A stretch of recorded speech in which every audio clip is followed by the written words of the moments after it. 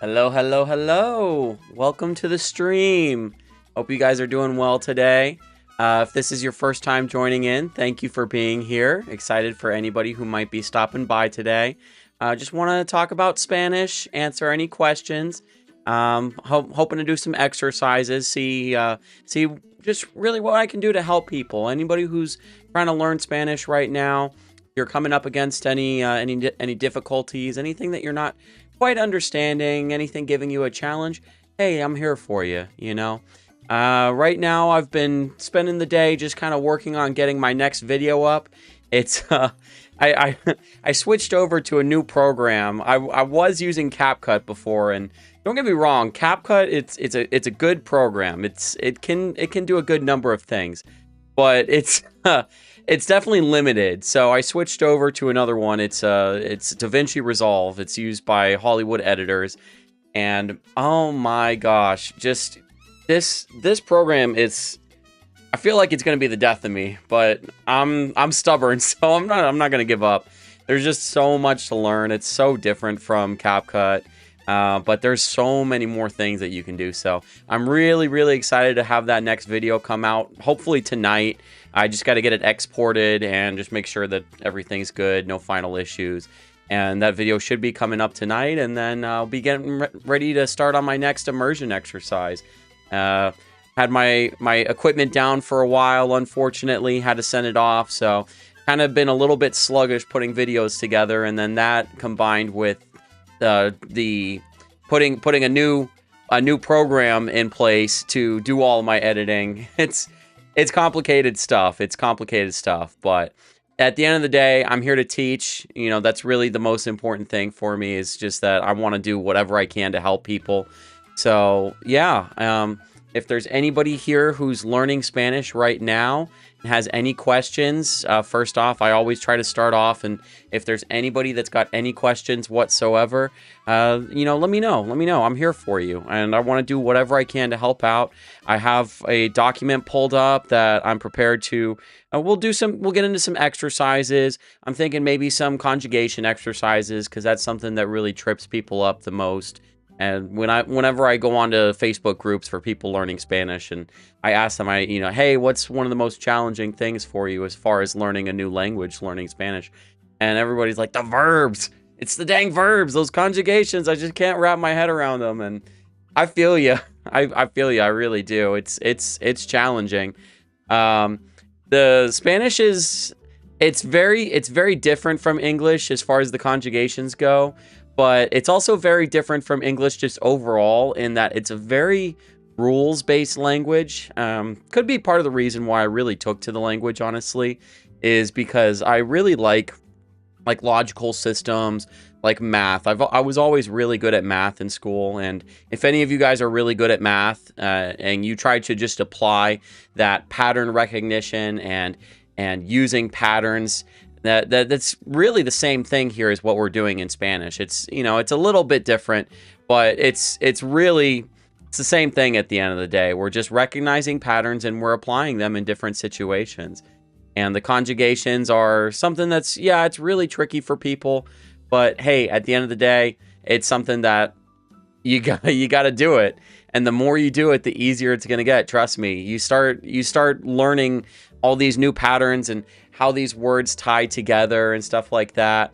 And you realize, like, man, this was a monumental task when I first started. This was something that was so difficult, and I could not wrap my head around it. But if you just stick to it, just stick your head, you know, what's the expression? Your nose to the grindstone, or however they say it. I don't know. Let me know if I'm getting that expression wrong in the chat. But you know, if you just put in the work and stay consistent with it, you don't have to do an hour a day. You don't have to do even an hour a week. You know, if you just stick to it and don't give up, you're going to make it at your own pace. We're all on our own journey, and we're all going at our own pace. And really, that's all we can do.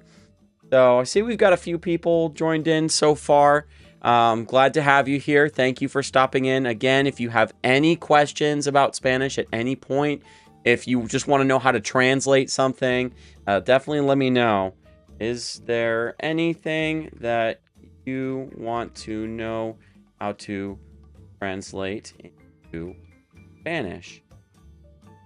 So yeah, if there's anything that you're like, hey, how do they say this in Spanish, or how do they say that, then we can talk about that. And I'm a non-native speaker. You know, I'm pretty far along in my learning journey, but it's a journey that I'm never going to be done with. We're always, you know, we talk about, hey, are you fluent in Spanish, or are you fluent in this language or that language? And honestly, it's a really dumb question if you ask me, because what does it even mean to be fluent? Everybody's got their own ideas on what it means to be fluent. And it's like gatekeeping to me is what it feels like. It's like, you know, it makes people feel like, oh, they're not fluent enough to participate in the language. They're not fluent enough to talk with native speakers. And that's crap, you know. If you want to practice your Spanish and just admit, like, hey, you know, I'm still new to this. I'm still learning. I'm still struggling. That's totally fine. Just continue along your journey. That's all any of us can do. So when people ask me, they're like, are you fluent in Spanish? usually I'll be like, I don't even know if I'm fluent in English. Like, what the hell does that even mean?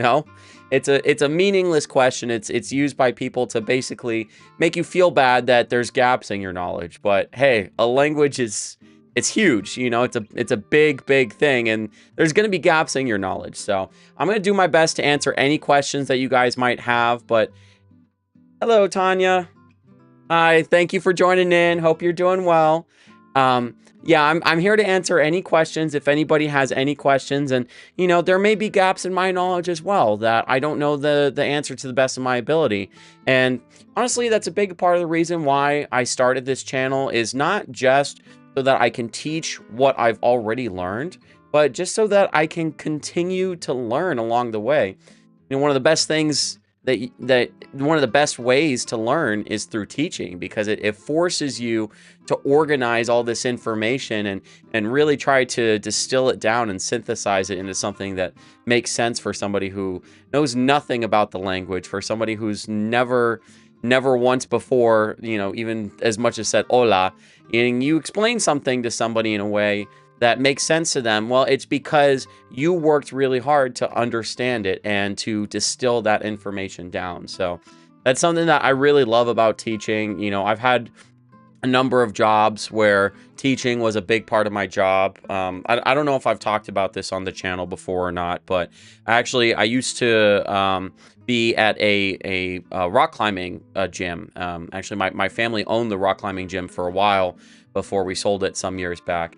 And that was one of my favorite things about the job before I started doing, manager positions and stuff like that, and overseeing other people working. I was just teaching people how to tie the knots, how to tie themselves in, how to hold the ropes for people, and just helping people to learn something new and just increase the general knowledge of the population. Just never stop learning, and teaching is a great way to continue learning. So that's why I'm really excited for what I'm doing with this channel. Obviously, it's still in its early phases, and I've still got so much to learn, especially now that I've got this new program.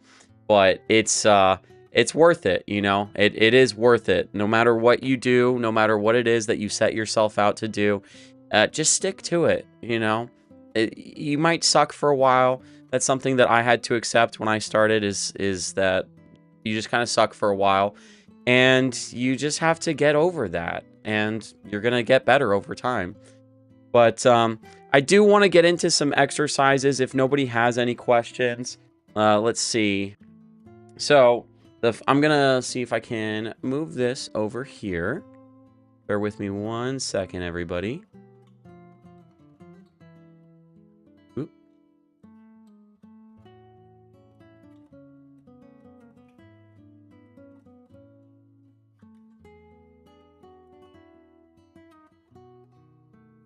Go. Trying to get this looking good here. Let me go ahead and change that over. Okay. Exercises. So I wanted to talk about a few things today. Oh, and also, if the music is an issue, just let me know. I can't hear it right now. I don't have. I can look at the dB levels on the monitor, and it seems like it's about where I need it to be. But yeah, if there's any issues with it, let me know. Actually, I'm gonna drag that audio down just a little bit more. Hopefully that helps as far as the music. Don't want it to be overpowering. But yeah, I do want to get into some exercises. So obviously, like I was talking about a minute ago, conjugations is one of the biggest things. So I think really today I do want to focus on conjugations. So there's probably one of the tenses that we really need to learn as early as possible is the future tense. When we're talking about what we're going to do, what we will do, it's something that you have to be able to express those thoughts in order to speak the language properly. And the future tense is something that it seems kind of complicated, but really at the end of the day, it does have a very simple structure to it. So there we go. At the end of the day, the future tense, it does have a really simple structure to it. So I do want to talk about that a little bit. And again, if anybody has anything else that they would like to discuss, Let me go ahead and throw that up in the chat here. If there's anything you'd like us to discuss or exercises, go ahead and pin that comment. I really just want to make sure that I'm helping as many people as I can. So if there's anybody out there that needs any help with any specific topic, definitely let me know. But the future tense, when we talk about what we will do, when we talk about what will happen in the future. In English, it's really, really simple because all you have to do is just say will, that you will do something. It's really straightforward in English that we will do it. But in Spanish, you have to use a different conjugation. Now, what's interesting about the conjugations for the future tense in Spanish, and this is something that you'll learn in the conditional as well, but I recommend learning the future tense first, is that unlike most other tenses in Spanish, where you have to change the ending in order to get to your proper conjugation, future tense conjugations are going to add the ending to it. So future tense conjugations add the ending to the infinitive instead of changing the infinitive. So let's go ahead and let me see if I can get myself a little bit bigger on the screen right now because I want to see if I can use the whiteboard as well. Bear with me 1 second here. Picture in picture. That a little bit bigger. Bring myself up. Oh, okay.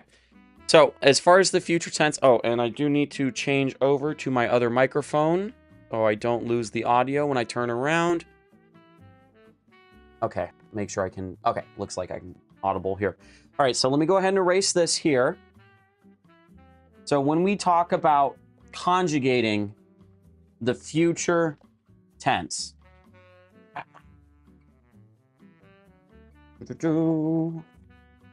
alrighty. So first off, I just want to start by drawing up the list of subjects in Spanish.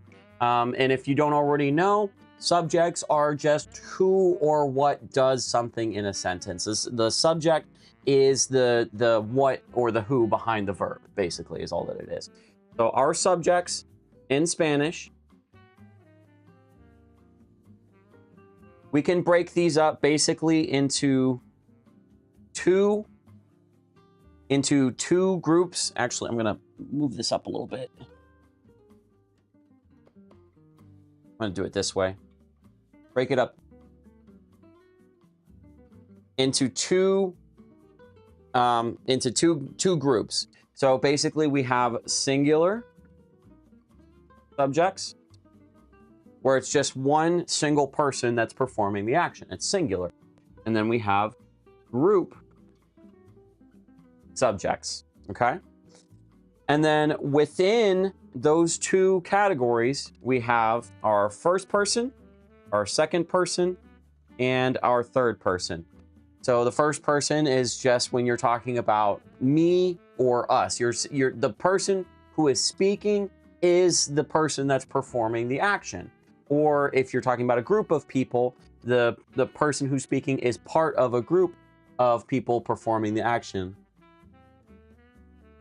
Ah, Mabalina, bienvenida de vuelta. Oh, wonderful, wonderful, wonderful. Okay.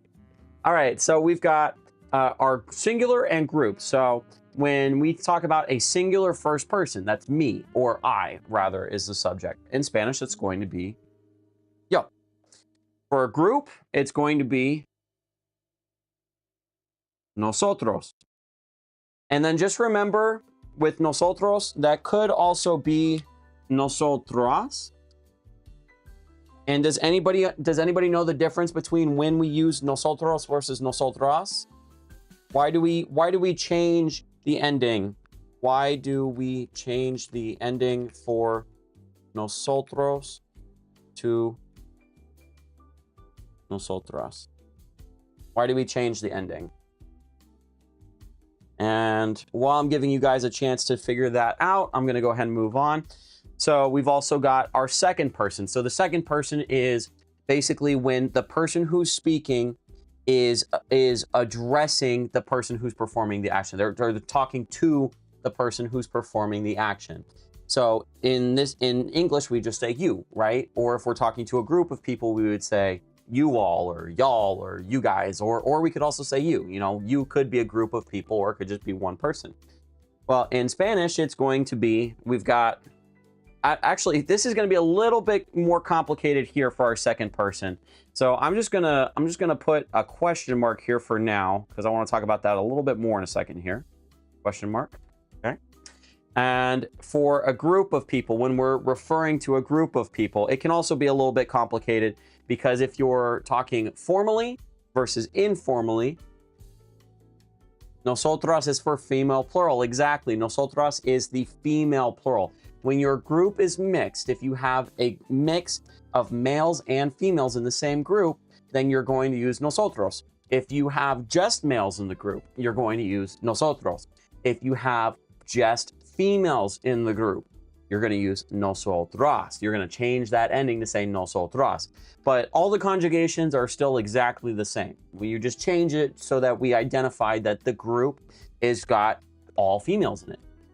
Now, you might say, okay, it sounds like that doesn't sound very fair because if you've got even just one male in a group that's otherwise completely females, then suddenly it becomes nosotros. You know, it's nosotras. You know, you could have a group of 100 women and it's nosotras. And then, you know, one of those women walk out and then a man comes in. So now it's 99 women and one man. And all of a sudden the group is nosotros. It's considered a mixed group. So, you know, whether it's fair or not, hey, that's the reality. That's Spanish for you. So when we talk in the second person, when we're talking to the people who are performing the action, in Spain, there is a informal option, which is vosotros. Or, let me get my pink pen. Pink for females, pink for ladies. No, vosotras. And that is going to be, let me take a little note here. Spain only. I can spell fine in Spanish, but apparently I can't spell in English. Spain only. There we go. And that is the informal usage. Informal. Okay, informal. So we've got that.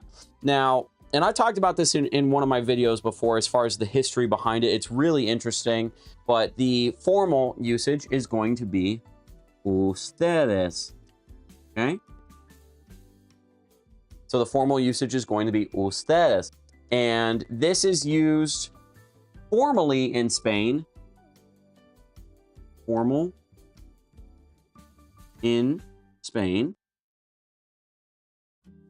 And then for Latin America, it's just what's used. It's everybody uses it in Latin America. We can't see the board very well. Okay, well, let me see if I can bring the camera a little bit closer here. Bear with me 1 second. It's attached to my monitor, so I need to kind of fiddle fart with it a little bit. Hopefully that's better. You know what? Let me go ahead and change over to just the camera. Sorry about that.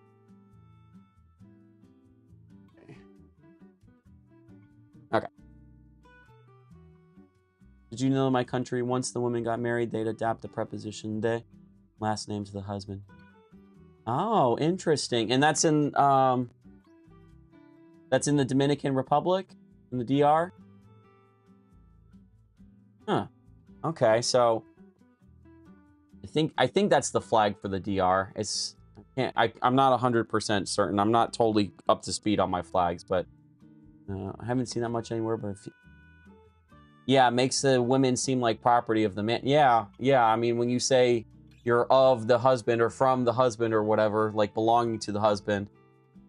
All right, thank you for pointing that out, Brett. Yes, Dominican Republic. Yeah, that's interesting that they would do that in the DR, but hey, I guess it's good that we don't see it that much anymore. So that's that's progress for you. Um, but anyway, let's keep going. So we've got vosotros in Spain only, and it's informal usage, and ustedes is formal in Spain, and everywhere in Latin America, it's what's used. And then let's go ahead and talk about that first person, or that singular second person again. And we're going to have tú is going to be the one you're going to use the most often, really, is tú. If you're really tripped up in a situation, you don't know whether you should address someone as tú versus usted, you can default to usted. My general rule, the best way that you can think about whether you're going to address somebody as tú or usted is if you would call them sir or ma'am. You know, if you're going to call somebody sir or ma'am, you're going to call them usted. That's the more respectful way of addressing somebody. It's more deferential, so it is more formal. So just keep that in mind. You can use tú most of the time, and if you address somebody as tú when they would prefer that you use usted, they might get a little bit upset about it. It just depends on the specific person and maybe the culture that they're from.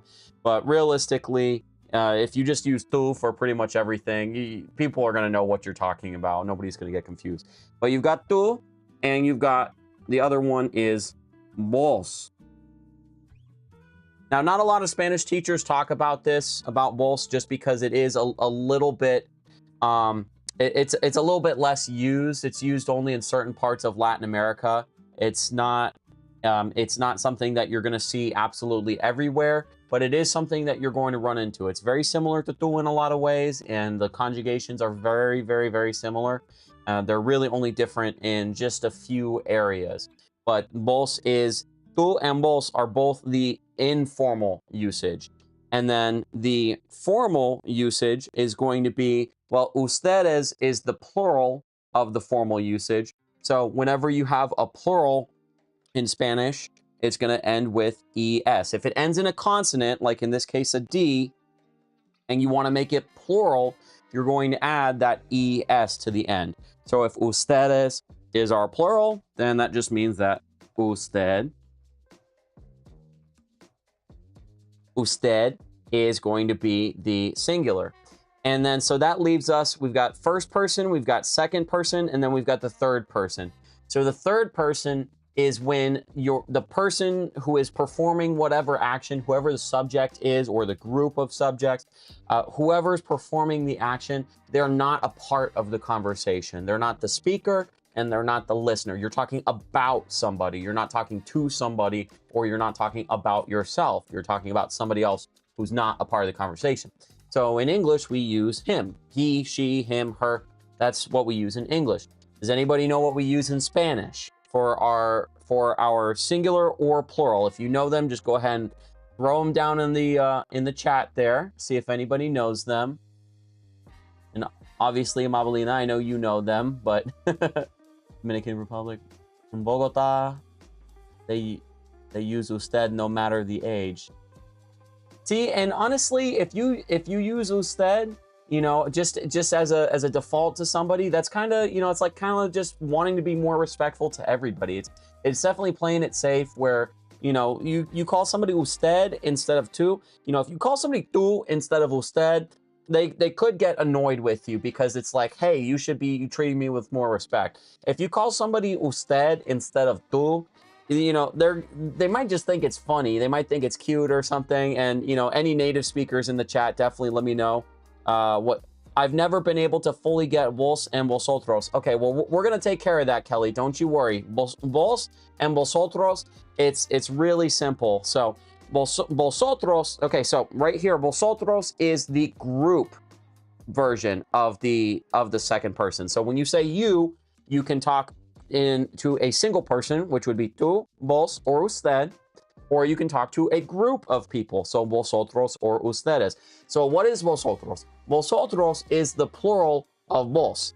And if you look in the word right there, you got otros, right? What does otros mean in Spanish? It means others. Otro is other. Otros is others. So vos otros. It's basically you and others because it's a group of people. But vos is the informal usage of the singular you in Spanish. And it is used really only in certain parts of Latin America. It's used only in certain countries. There are countries where they use both, depending on the situation. There are countries that use just tú, and then there's countries that use just vos. So, you know, depending on who you run into, they might say vos, they might use those conjugations. And so if you're not up to speed on those, you might get confused. Definitely go watch my conjugation series if you haven't already, because I talk about vos and vosotros throughout the entire series. I don't hold anything back. Any of you guys who have watched my lessons up to this point, I try to make things as clear as I possibly can for the lessons, but I'm also not going to hold information back just to try to make things easier for people. I'm gonna tell you everything that you need to know to be successful in Spanish. So that's why my lessons are a little bit longer. You know, you see other lessons on YouTube that, you know, they're 6-7 minutes long and they leave out a ton of information. I don't do that. My lessons are really focused on, okay, what is the topic, and let's just know what we need to know about that topic. And if it takes 10 minutes, if it takes 15 minutes, my video that's coming out tonight or whenever it comes out, hopefully tonight, but DaVinci is a hard program to master. You know, it's about, I think, 20 minutes, and it's about lo. And the word lo in Spanish, it has a ton of uses. You don't realize when you first learn it, you're like, oh, it means him, and it means it, and it means you. And, you know, it's got a couple other uses, but no, lo is just wait, you'll see exactly what I'm talking about. It has a ton of uses. You can use it to say all kinds of stuff. But yeah, vosotros is the plural of vos, Kelly. That's really, yes, exactly. It means other.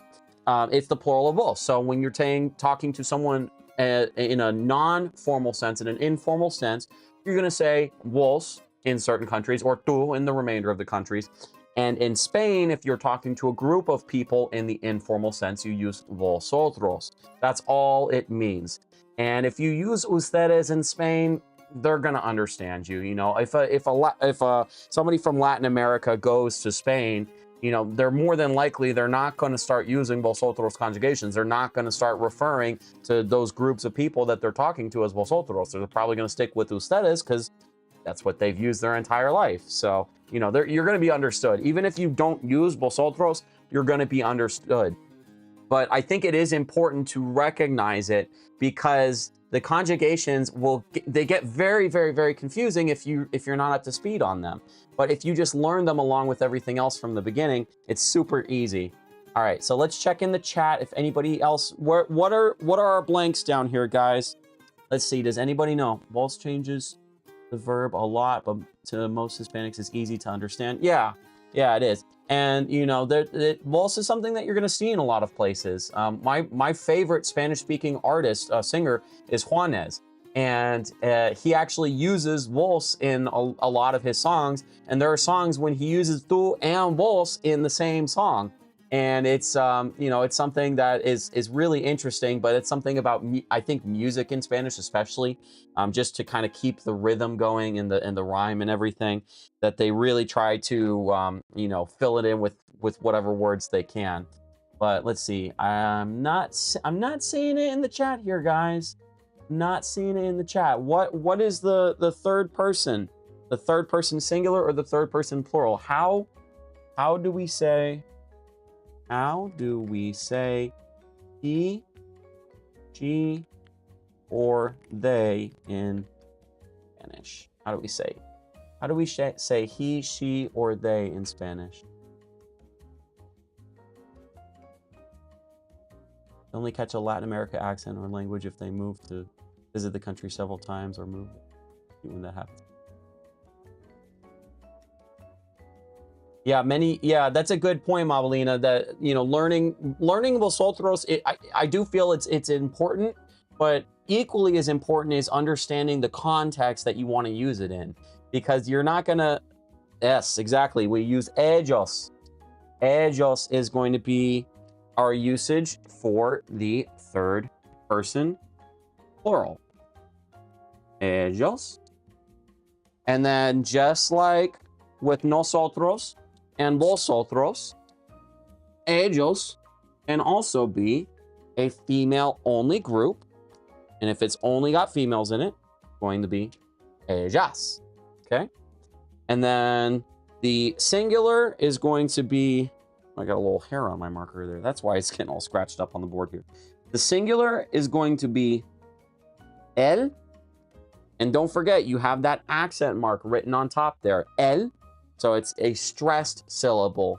And the stressed versus unstressed syllables, it may not seem important, but it is hugely important. And any native Spanish speakers in the chat, you can attest to this. You can let the English speakers know that you have to understand the difference between a stressed and an unstressed syllable, because if you put the stress in the wrong spot, you're going to change the meaning of the word in a lot of cases.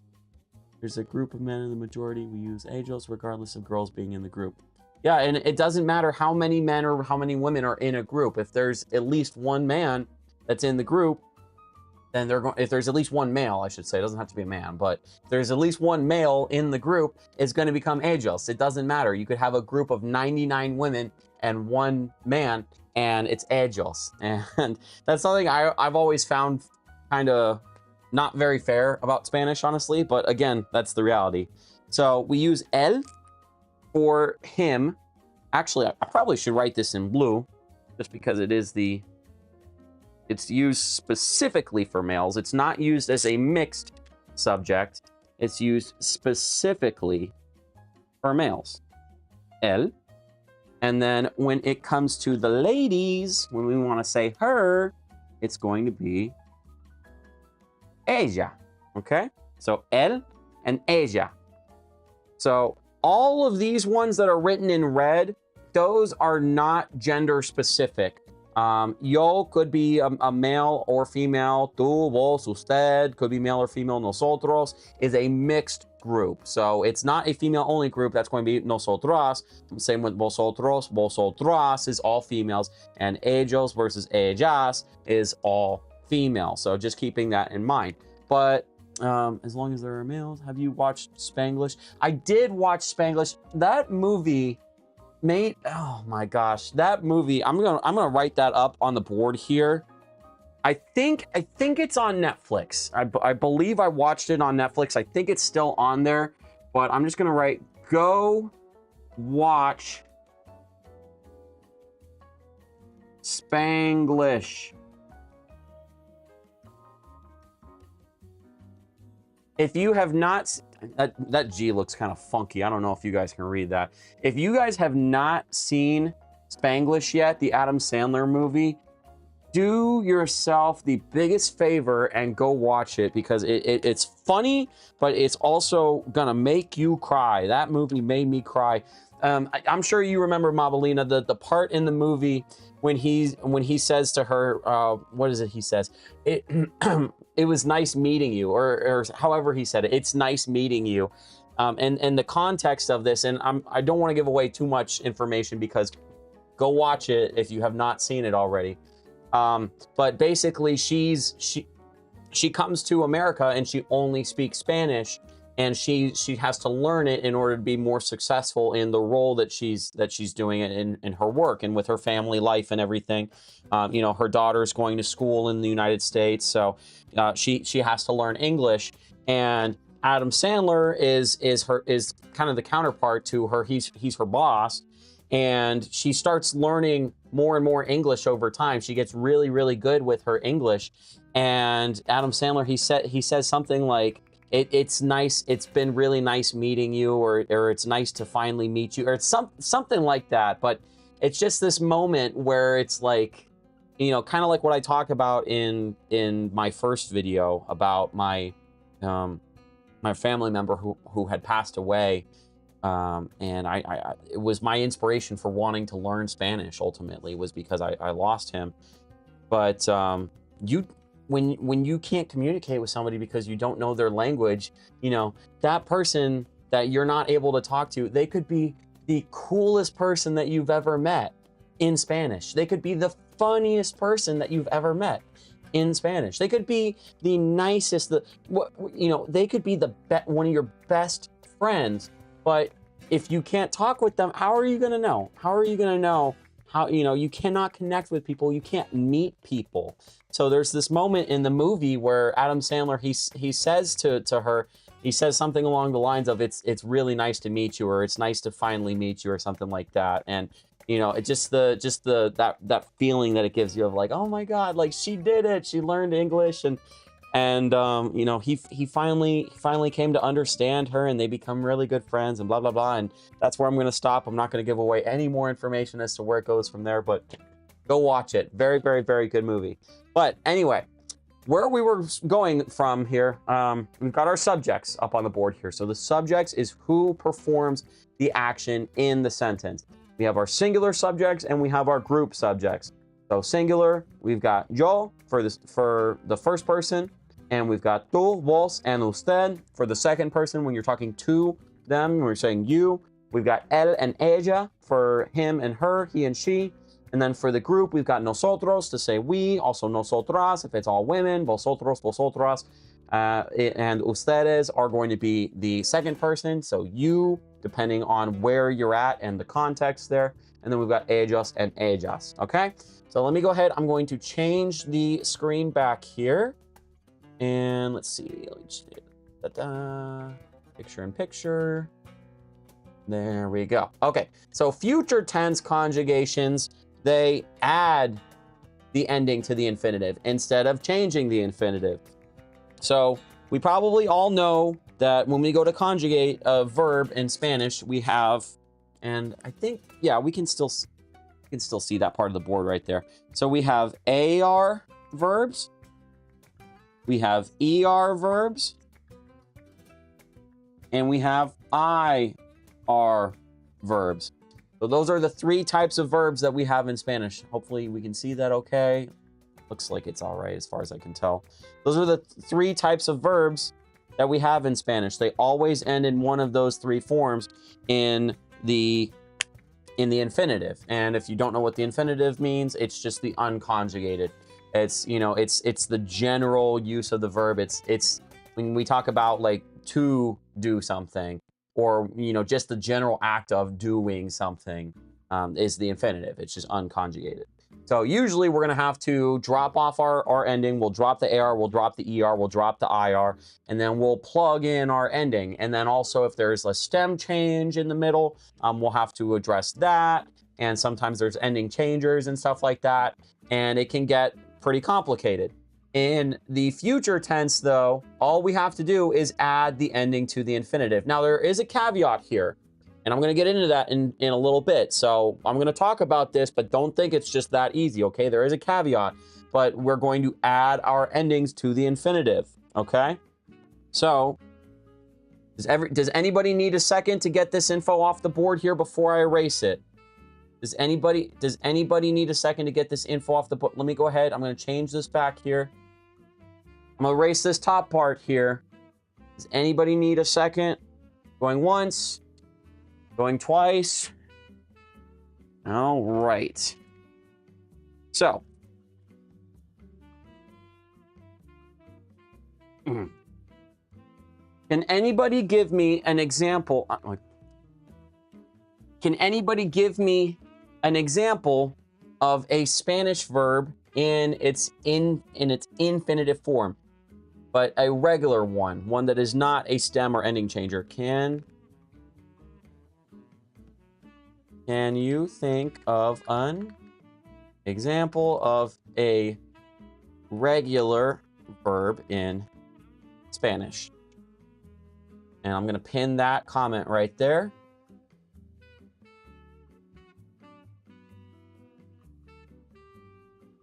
Can you think of an example of a regular verb in Spanish? I just need one example, and we can work off of that. One example.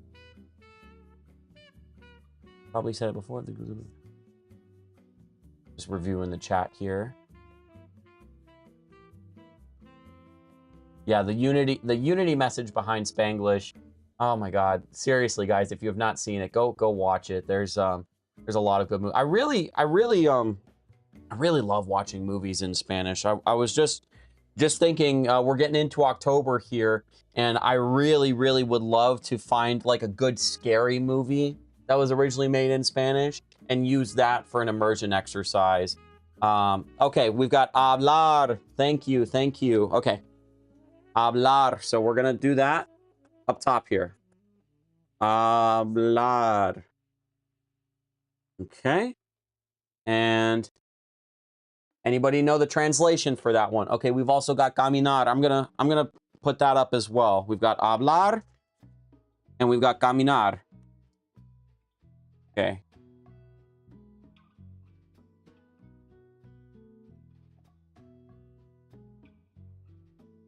Hablar and caminar. Okay. So the translations for hablar is going to be to speak. So if you want to ask somebody, do you speak Spanish? We say hablas or habla, you know, depending on the context. Or habla if you're using a hablas, if you're using a voz conjugation, that's going to be to speak. So you say hablas español or hablas español if you're talking the voz. It's that subtle, the difference between the conjugations sometimes, but it's to speak. Hablar is to speak. That P kind of looks like a R there. Sorry about that. Hablar is to speak, and caminar is to walk. No, Mamalina, no, no, you're my best helper here. don't be quiet. You know, anybody else, don't not feel embarrassed if you have a wrong answer or you're not sure. You don't have to be certain that you have the right answer to try. That's the whole point, is that if you don't make mistakes, if you don't try, that's the only way to make sure you're never going to make mistakes, is by not trying, right? But you're never going to succeed that way either. The only way that you're going to succeed is to try. And if you try, it's guaranteed you're going to make mistakes at some point. You cannot set out to do anything if you're not prepared to fail every now and again. So escuchar. Okay, there we go. We've also got escuchar. Man, lots of AR verbs in here. But that's something that's actually pretty interesting, is that most commonly regular verbs in Spanish are going to be AR verbs. I looked at the numbers on it at one point, as far as like how many, like the percentage of AR versus ER versus IR verbs that are regular in Spanish, and I think it's like 70%, something like that. Like 70% of regular verbs in Spanish are AR verbs. So keep an eye out for that when you're learning new verbs in Spanish and you're trying to determine if they're regular or irregular. Just try to catalog them and try to remember, okay, is this AR, ER, or IR? And you'll notice, you'll see exactly what I'm talking about. You're like, man, most of these regular verbs are AR verbs. But we've also got escuchar, which is to listen, or to listen to, or it's also to hear. And that word is an interesting one. I've talked about it before, because we've got escuchar, and then we've also got the other verb, which is very similar to it, which is oír, which is also to hear, or it could be to listen. But generally speaking, escuchar is to listen and oír is to hear. The difference being is basically the intent behind it. You know, when you use oír, it's kind of like sounds just finding their way into your ear, versus escuchar, it's kind of like you're perking your ear up to listen for a sound. So that's kind of the difference there. But yeah, we've got 3 examples here. I'm gonna go ahead and stick with hablar, just because that was the first one that we had. So when we want to use this in the future tense, to say what we will do, we've got yo, we've got all our same subjects from before. We've got yo, we've got tú, and vos. We've got usted, and we've got, let me get my blue and my pink here for the boys and girls. We've got él, and marker's going all over the place. Goodness gracious. Él and ella. Now, even though usted is second person and él, ella is third person, I'm going to put the line to separate our groups of subjects here. Just like that. And you'll understand why in a minute, okay? Okay. Okay, so we've got the first side of our chart filled in right there. And then, actually, you know what? I'm going to do it the other way. I'm just going to call this up top first person. And then we're going to put over here, put it right there, second person. Make sure we can still see that okay. And then we've got nosotros. And nosotros, of course. Want to drop it. Nosotros. We've got vosotros. And vosotras are for the ladies. Say you ladies. And then we've got, I'm going to put the same line, even though ustedes is second person, I'm going to draw the line here. Okay? This is where I draw the line, you guys. So I'm moving that second person subject down into the conjugations with the third person. And I'm sure a lot of you already know why. If you're not sure, you will see in just a minute here. And then we've got,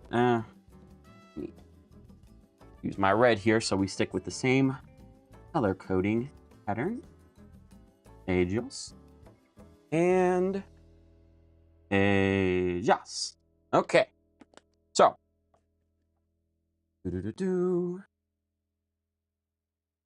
Okay. So firstly, when we want to say, I will speak. Okay. So yo, we've already established is I, right? Yo is I. So I will speak. Well, like I mentioned earlier, to make our conjugations, we're going to add to the ending here. So I'm just going to draw a little plus mark right there. Okay. So you have your entire word. So ... So yo hablar, and then plus, and then we're going to add our ending. So I'll do the same thing here. Plus, and then plus, plus,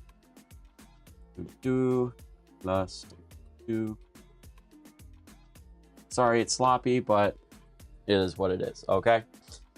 So for yo, when we want to say I will speak, we're going to use yo, and the escuchar is pay attention. Exactly. Thank you for drawing that distinction. When you want to talk about paying attention for a certain sound, you're going to be like listening to it. You're going to be giving it your attention. That's more when you're going to use escuchar versus oír is just when the sound finds its way into your ears, basically.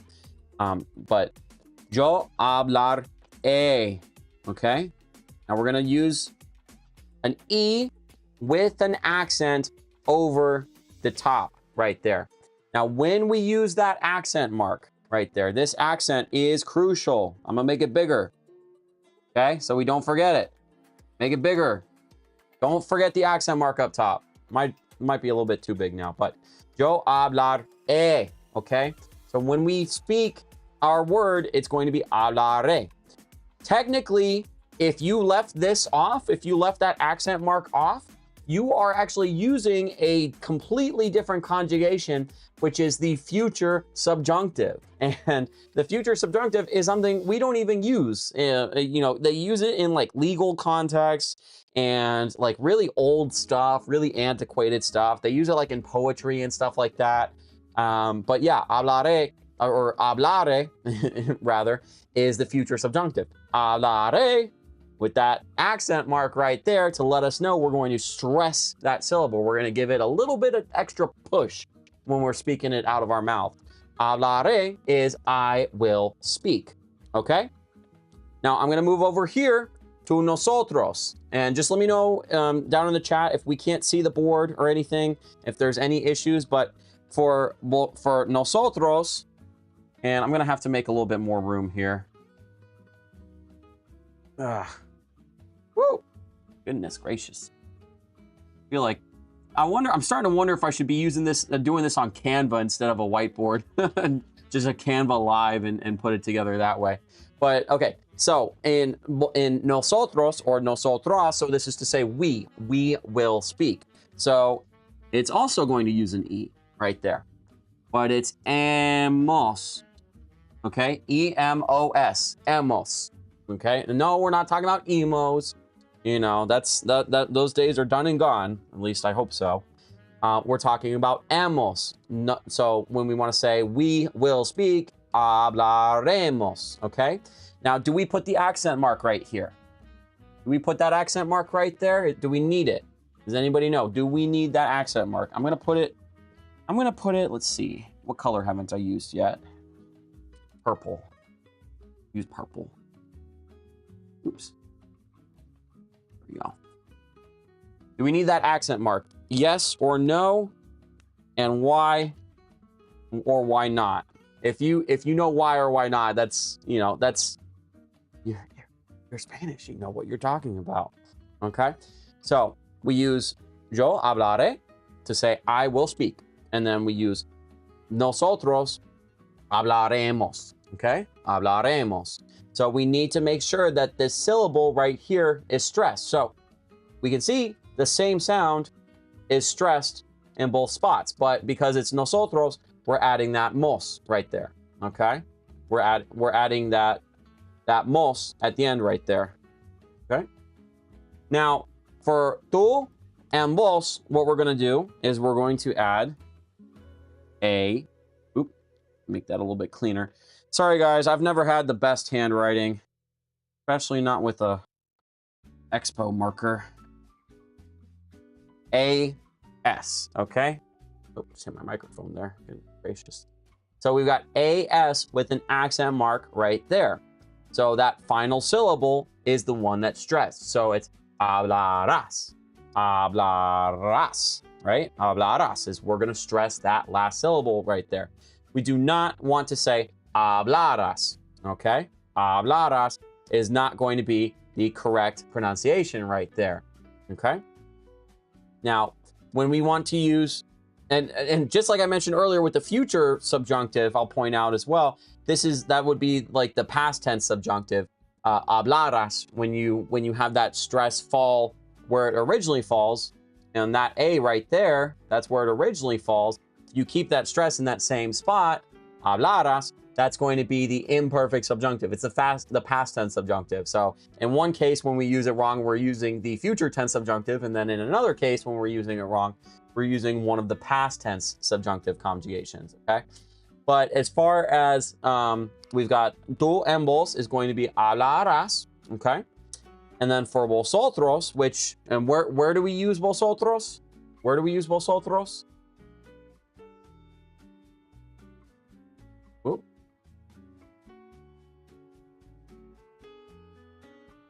Where do we use vosotros? Where do we find this? It's only used in one spot.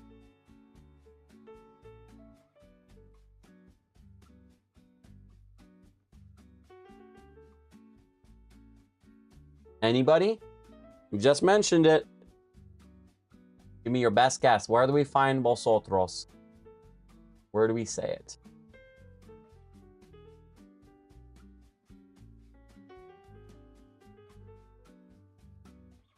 Hola, Kemi.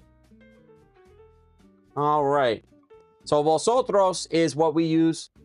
Vosotros and ustedes. Yep, those are going to be our second person. But vosotros we're going to use exclusively in Spain. So when we add that future tense conjugation, again, go ahead and hop in here. When we add the ending to the infinitive, right? That's what we're doing for the future tense conjugation. We're going to say hablar ace with an accent over that E right there. Hablaréis, okay? So that's our stressed final syllable. Hablares. And make sure we can see the board okay. Transition. Okay, there we go. Hablares. Okay. So we've got tú vos hablarás. Then we've got vosotros hablaréis, which is used in Spain to say you will speak or you all will speak in the informal sense in Spain. And then we've got usted, él, and ella. Now, why did I group these three together here? Because we just talked about usted is the second person. It's when we're saying you, when we're talking to the person who's doing the action, right? We're not talking about them, we're talking to them. So why is it grouped in with él and ella? Well, because it uses the exact same conjugation patterns. Usted, él, and ella use the exact same conjugation patterns. And ustedes is just the plural of usted. And ellos and ellas is just the plural of él and ella. So those same rules carry over to here. So ustedes shares the same conjugation patterns with ellos and ellas, okay? That's why I grouped them together here, because we have 6 sets of conjugations that we're going to use. 6 sets of conjugations that we're going to use for these different subjects. So for usted, él, and ella, and I'm actually going to move it up here so it's a little bit easier to see, we're going to add an A with the accent mark right there, okay? Okay. Now, I haven't seen if anybody's mentioned about this yet. As far as I can tell, I don't see it in the chat. But this right here, I'm just going to mention it now. We do get rid of that, okay? So when we want to say hablaremos, we do not need to draw that accent mark over the top of the E. And the reason for that is because according to standard pronunciation rules in Spanish, any word which does not have an accent mark, if it has an accent mark, we stress it where the accent mark is situated. That's easy enough. If it does not have an accent mark, we're going to determine how we're going to pronounce it based on the ending, the final letter of the word. So if it ends with an S, an N, or a vowel, then we're going to stress the second to last syllable. Now, in this case, it ends with an S. We've got hemos, right? So that E that's right there, well, that's already stressed. And when we use accent marks in Spanish is only when it's necessary to indicate that the pronunciation does not follow standard rules, okay? I'm gonna put that down in the chat here real quick. When we use an accent mark on a word in Spanish, it is only to indicate that the stressed syllable is in a different spot than usual rules would put it. Okay? So, because this word ends with an S, that means that that second to last syllable is stressed under standard pronunciation rules. So, we do not add the accent mark there. It is incorrect to draw an accent mark in this case. So, hablaremos.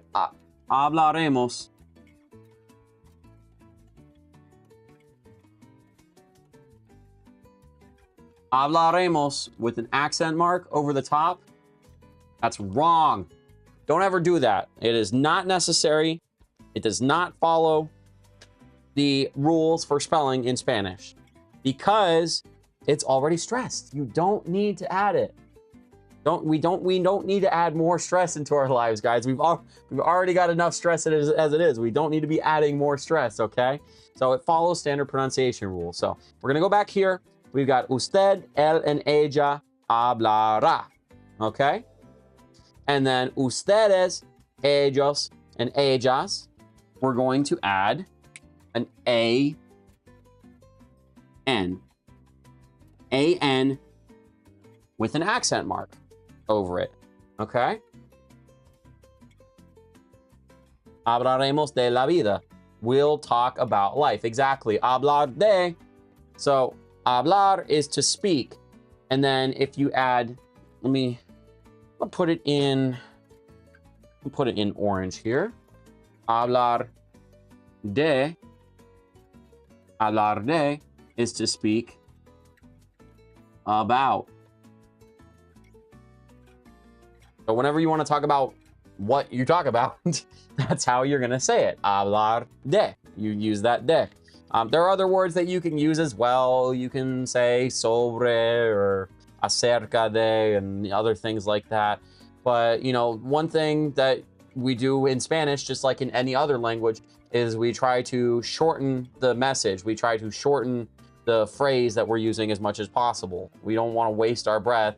So if you can save a syllable or two, you're probably going to do that, right? So de is the quickest way to say what we're talking about. So that's what you're going to hear the most often.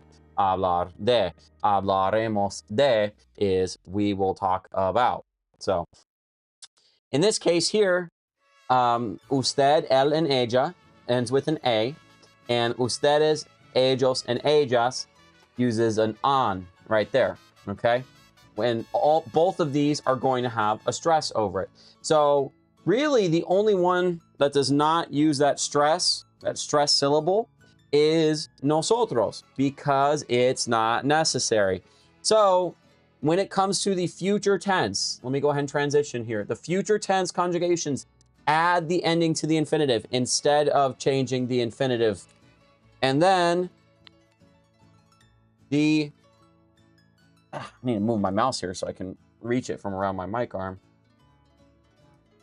The ending we add will always have a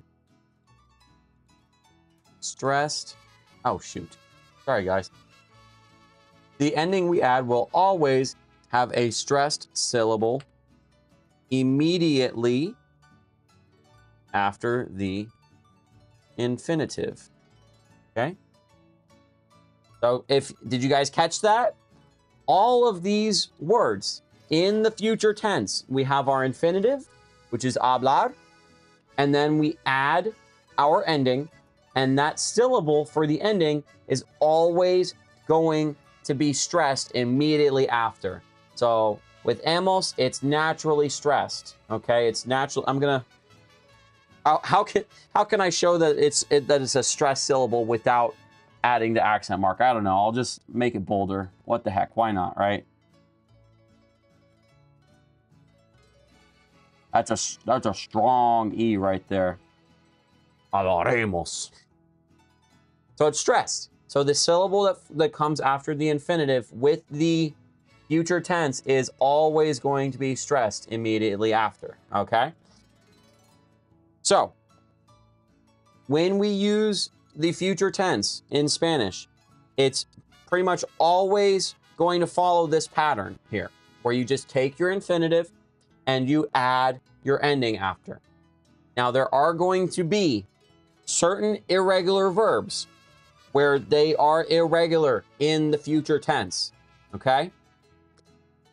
Does anybody, if you already know about derivative verbs, I talk about this a lot in my daily posts. I really push on derivative verbs because they are extremely useful to learning new vocabulary, and you'll already know how to conjugate it because it's a derivative verb. Does anybody know what a derivative verb is? Hablaré sobre lo ocurrido. I'll speak about what happened. Yep, exactly. A derivative verb, I'm going to go ahead and punch this down in the chat right here. A derivative verb is a verb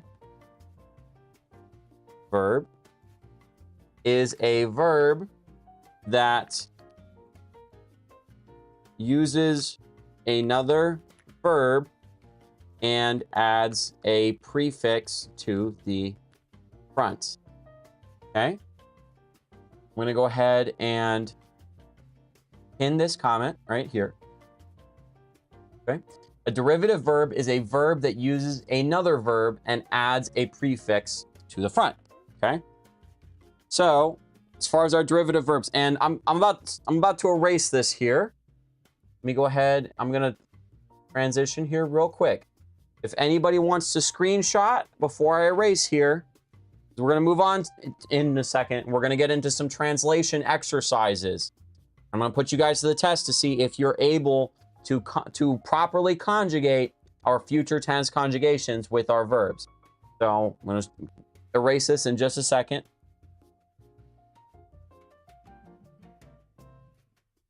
Okay. Going once, going twice. On. Okay.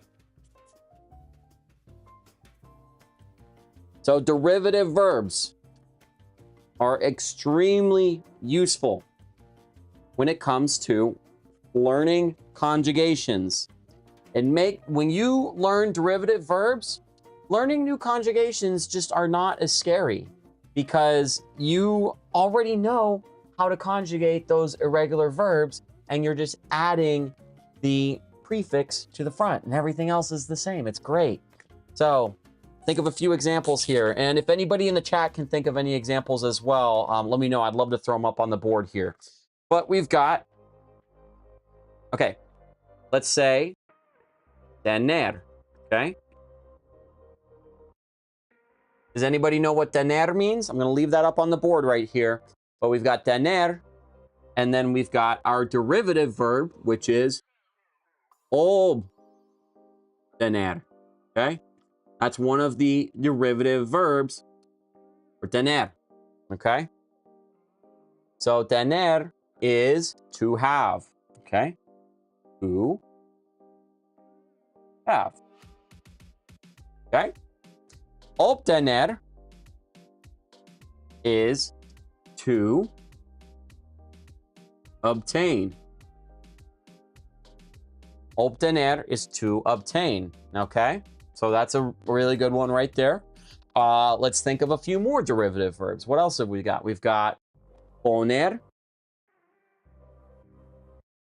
which is, poner has a lot of uses, by the way, but the most common one is put, okay? Poner is to put. And then we've also got suponer.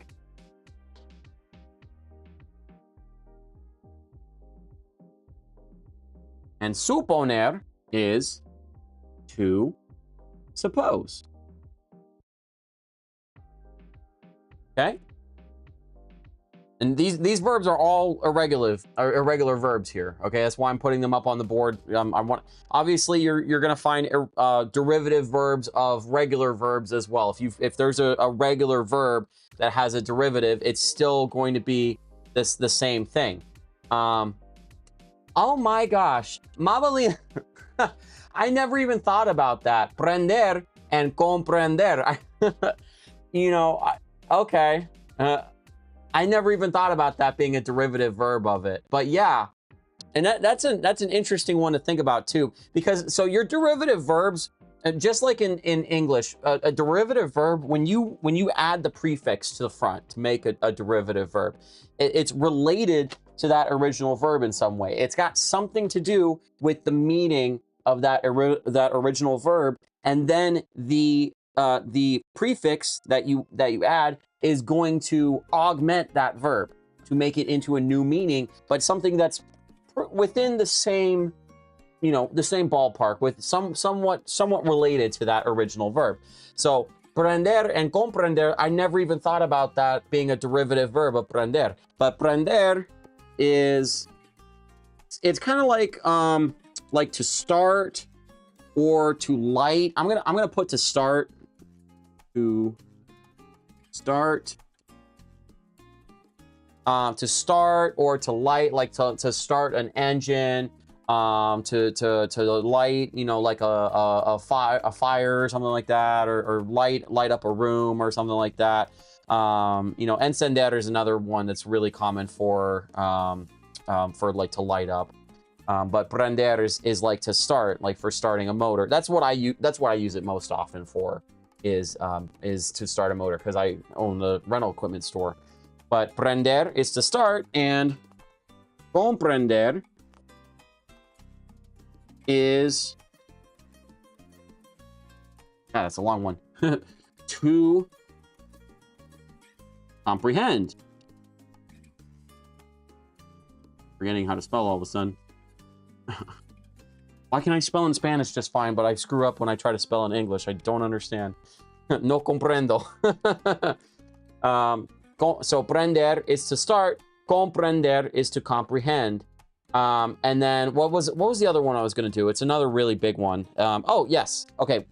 So prender is a really good example of that. I appreciate it, but it is not going to fit in this example when it comes to the future tense. So we're going to say goodbye to prender and comprender because it is irrelevant to this exercise we're doing on the future tense, okay? So we've also got hacer. Okay. And anybody in the chat, can you tell me what does hacer mean? This is a verb that you are going to be using all the time in Spanish. So if anybody can tell me what hacer means, and I'm gonna put our other verb right here, which is our derivative, which is deshacer.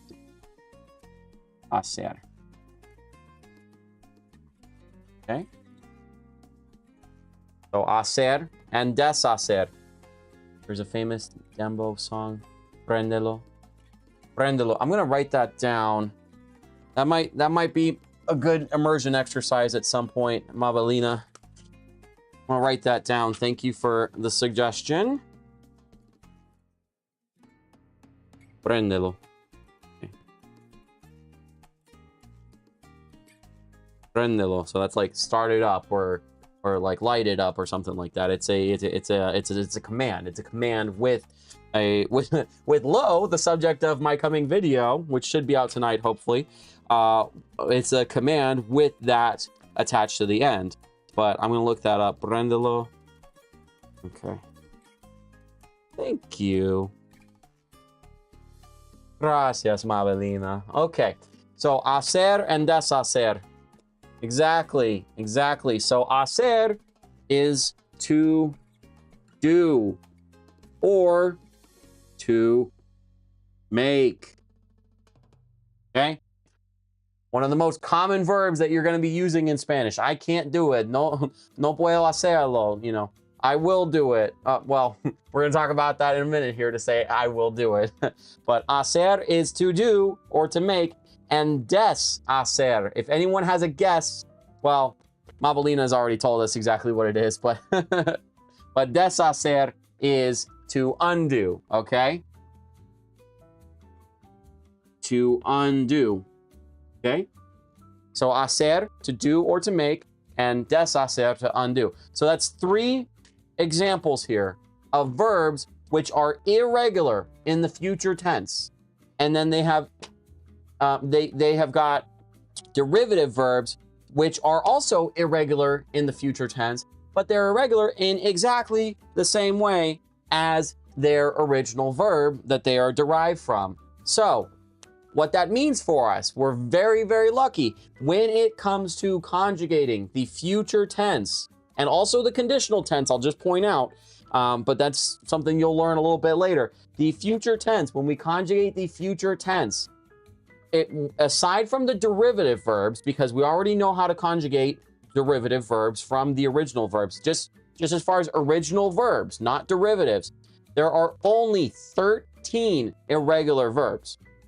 13 of them, okay? And they follow 3 sets of rules, and we're going to talk about that in a second here. I just want to punch this into the chat here real quick. So, and aside from derivative verbs, there are only 13 irregular verbs in the future tense. Aside from derivative verbs, there are only 13 irregular verbs in the future tense. Okay?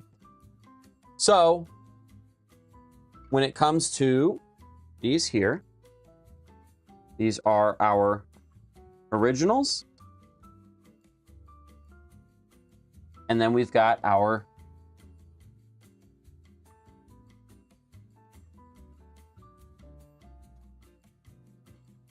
originals and we've got our derivatives, okay?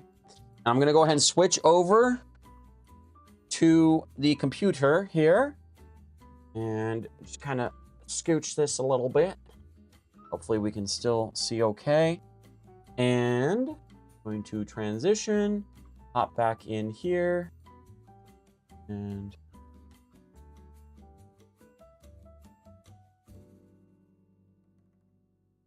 try to move that little scooch over, make myself just a wee bit smaller. Okay. Okay, so the ending we add will always have a stressed syllable immediately after the infinitive, okay? Now, let me move my mic up here. Back. Okay, I'm back on my original mic, which hopefully should sound a little bit better, but I'm gonna sit on the computer here for a second.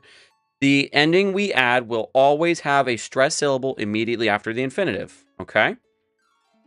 And then our irregular verbs, there are only 13 irregular verbs in the future tense plus their derivatives, okay?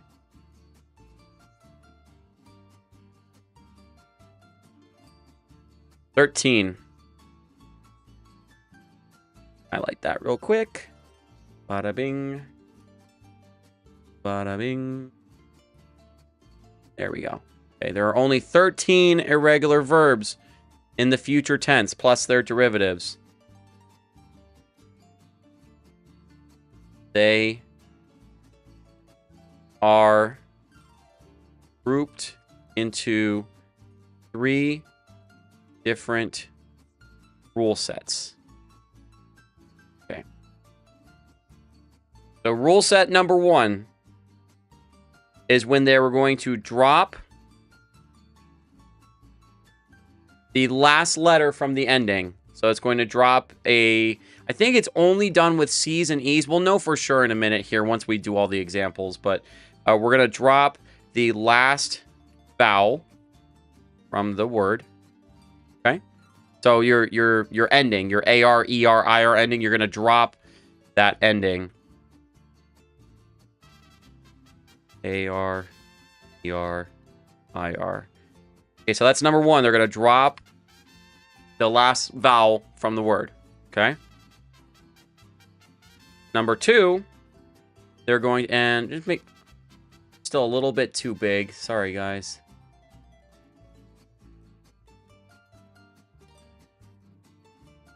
There we go. Okay, sorry about that. Okay. So number 2, conocer and reconocer are not derivatives, but they're tricky.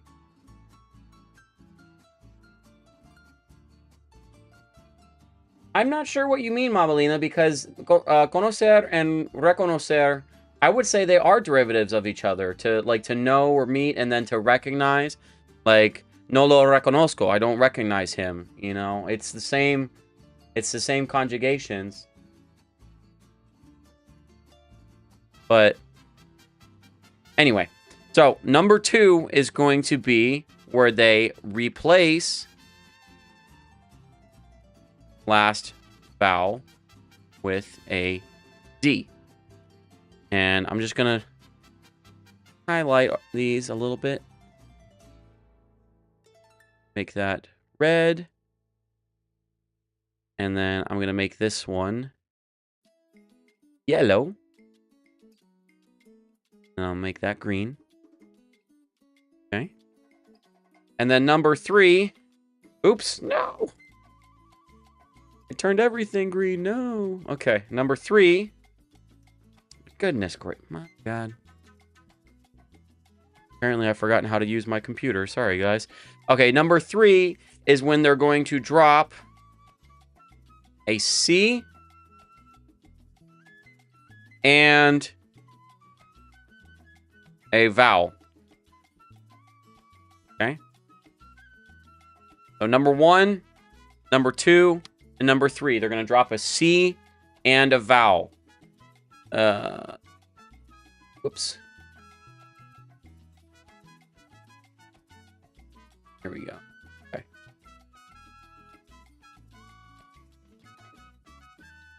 There we go. Okay. So with that in mind, I'm going to make myself a bit bigger here. I'm going to tuck that. Yeah, that should be... Okay. There we go. Okay. Pop back here. Using my other mic now. Okay.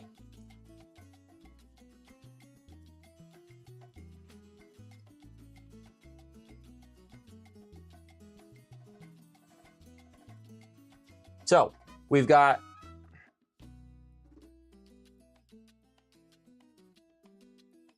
that red too.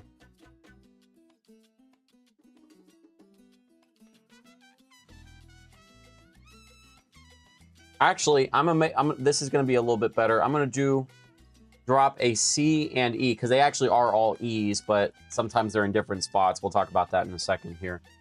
Let's see. So, our first group of verbs, of irregular verbs in the future tense, is when they're going to drop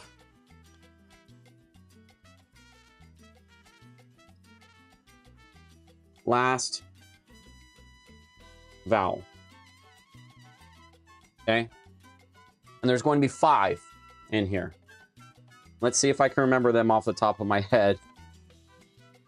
It's one of those things, it's weird, because it's like, you go to use the verb and you know that it's follows that rule set, but when you try to like remember it off the top of your head, it kind of like just okay. So they're gonna drop the last vowel. So we've got, let's see, got I'm thinking of a lot of ones where we add the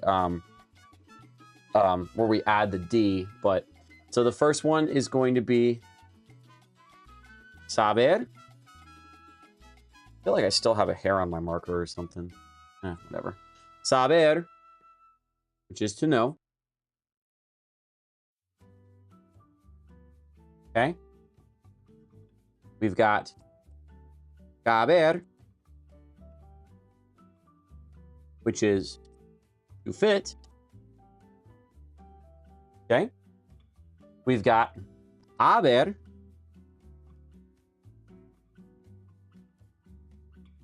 which is what is haber? It's a lot of different things, isn't it? I'm probably going to want to talk about this specifically at some point in a live stream. So it's how do we even express it? It's how you talk about what somebody has done.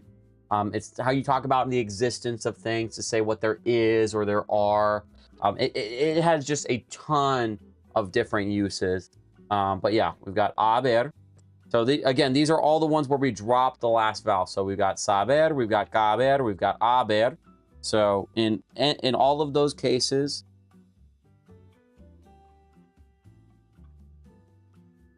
and let's use yo, just because, you know, people like to talk about themselves, right? We always talk about what we got to do and what we've got going on. So, you know, it makes sense. So saber, to know. So to say I will know, we're going to take S-A-B-R. We drop that E, right? Drop that E.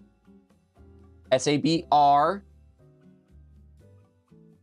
And then an accented E. So sabré is I will know. Sabré is the future tense conjugation in the yo form for saber, to know. And we've got caber, which is to fit. So I will fit. Don't really know how you would use that in a sentence, but there you have it. Okay. And then we've got haber, which is to say what we will have. So when we talk about I will have done this, I will have done this by a certain point.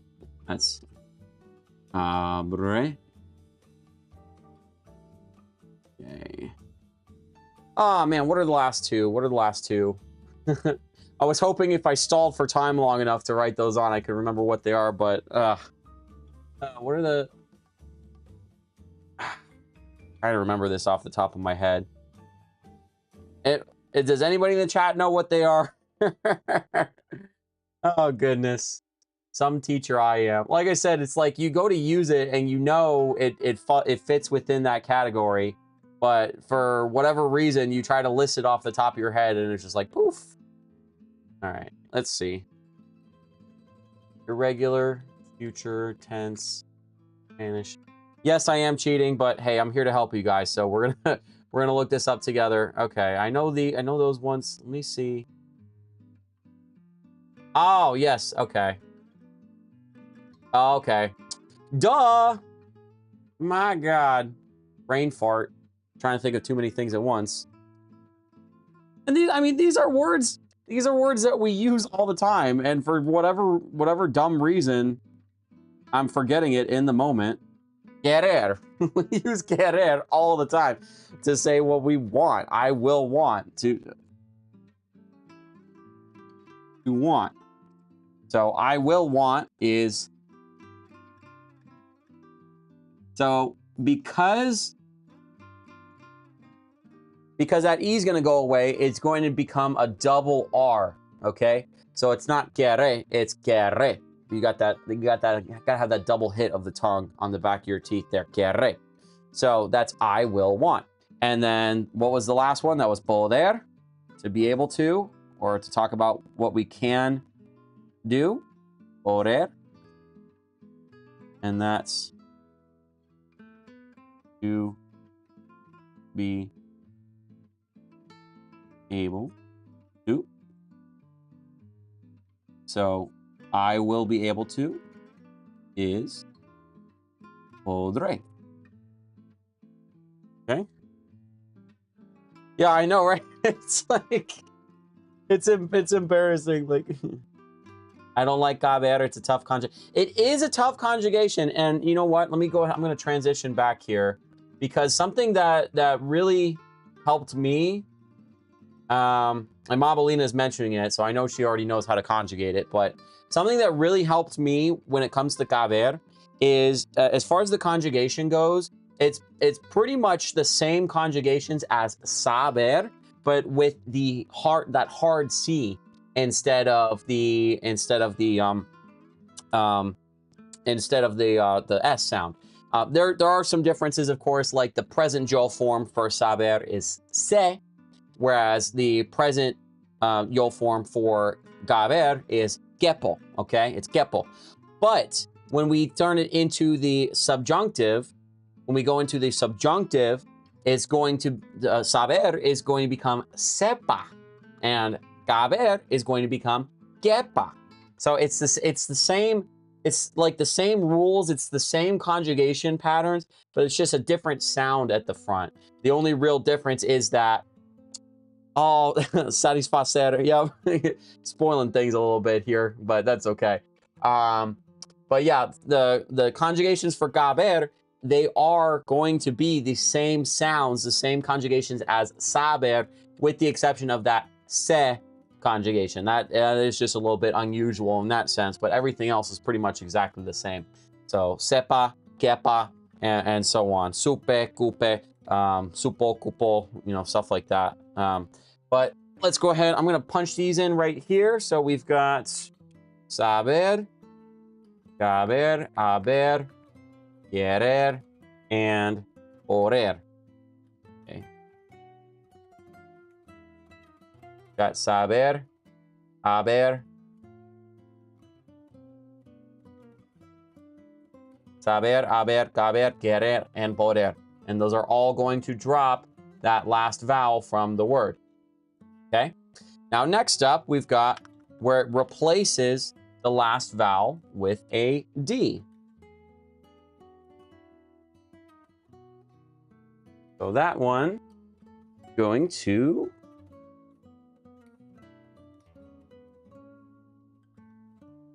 so that's 5 of them down. So we already know 5 of the 13 irregular verbs in the future tense in Spanish. And everything else past that is a derivative verb, which you already know, okay? So we've got replace,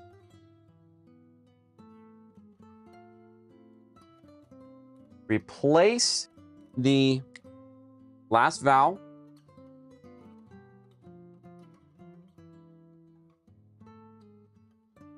again. I cannot spell in English.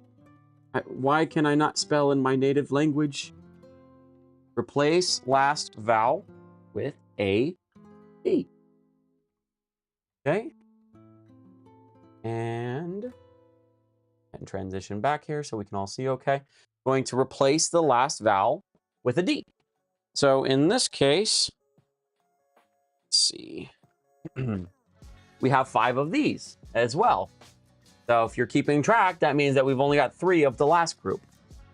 So we've got 1, 2, 3, 4, 5. Okay. So the first one we're going to have is tener, which we already talked about, right? And then we have our derivative verbs like obtener or sostener, which is to hold. Contener is to contain. Detener is to detain or to stop. So you've got all these derivative verbs that once you know the rules for this one, you're all set. Bada bing. So tener is to have. So it becomes then, and then I'm gonna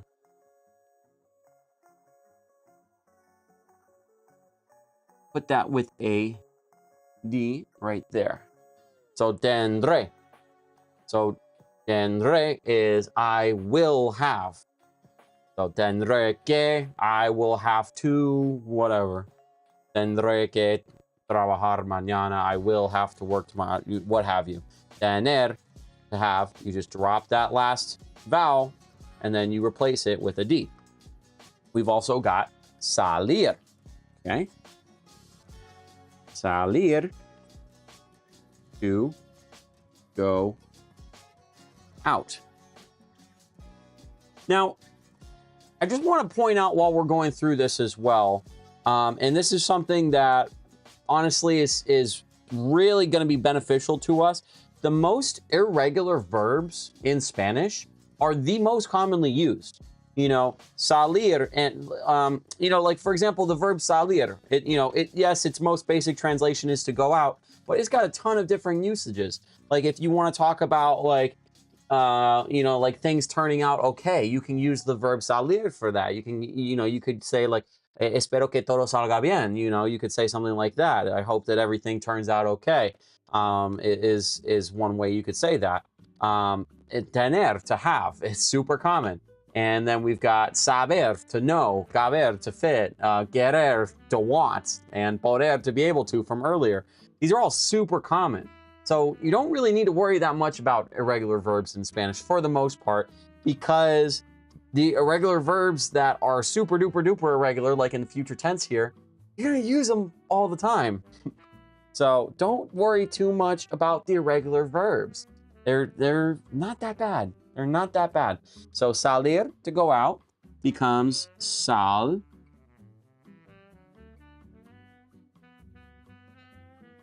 Saldré. Put my D there. There we go. Saldré. And then what else have we got? We've got valer. Valer is to be worth. And valer has a lot of other uses too, like to cost. When we ask about, how much it costs, vale, I don't know, $20 or something like that. It costs $20. But valer becomes valer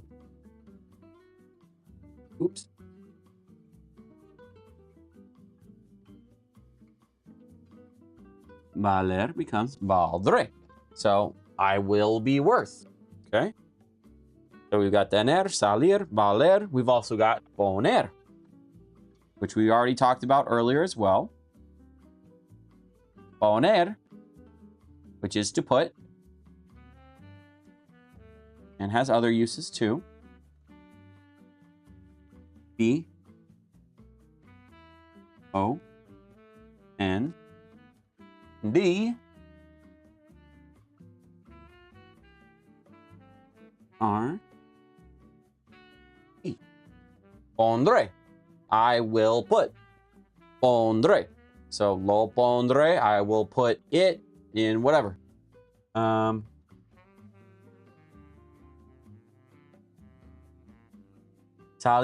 okay. Salir is also used for launching. Yeah. Salir is also used for that. So like it came out, to say that something came out, or like it debuted or whatever. We've also got the verb estrenar for that. Estrenar se would be to say that something debuted. Estrenar is like somebody debuted it. Somebody's behind the action if there's no se there. But anyway, the last one, tener, salir, valer, poner. Man, it's right on the tip of my tongue. Oh, goodness. And I'm sure it's super regular, too. And I'm just, oh, duh, venir. My goodness. Venir is to come. To come. So that's going to be V-E-N D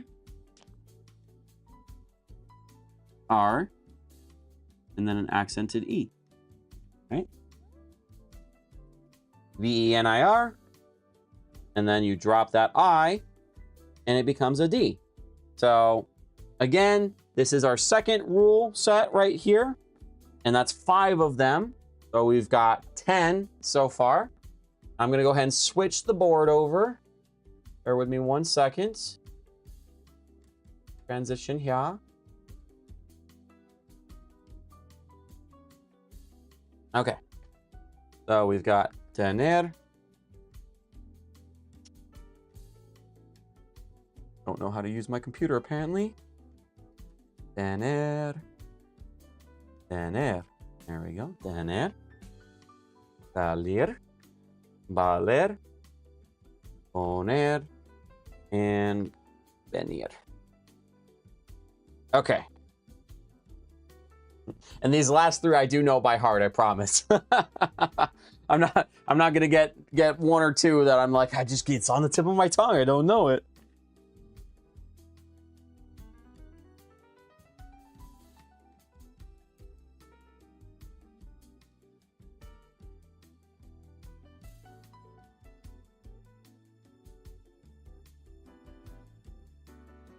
Alrighty. So our last rule is where we are going to drop a C and an E from the ending. And there's 3, because there's 13, right? We've done 5 and 5, and now we've got 3 to finish up. So 1, 2, and 3. And the first one, which we've talked about earlier, is irregular. In the future tense is hacer. Hacer, okay? Which is to do or to make.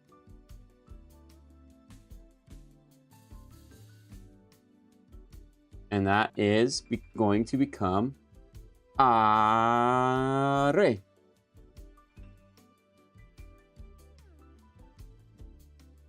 So hacer becomes are, right? And we've also got decir, which is to say or to tell. Decir.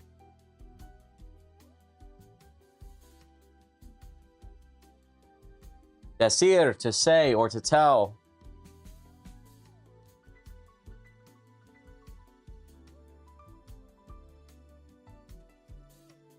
And so we're going to drop the E and the I, or the E and the C rather. So what's interesting about this rule is that the E that it drops does not have to be at the end of the word. It's going to be in the word somewhere towards the end, but it doesn't have to be the last letter right before the R.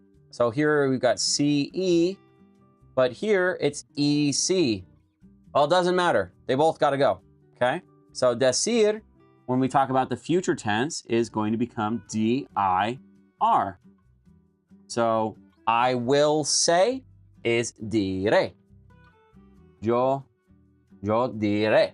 Okay? And our last one, which is a little bit longer, makes it easier to remember. Satisfacer.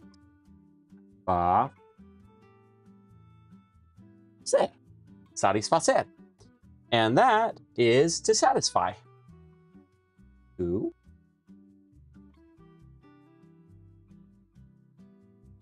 satisfy. So I don't know if I'm going to fit that all on one line.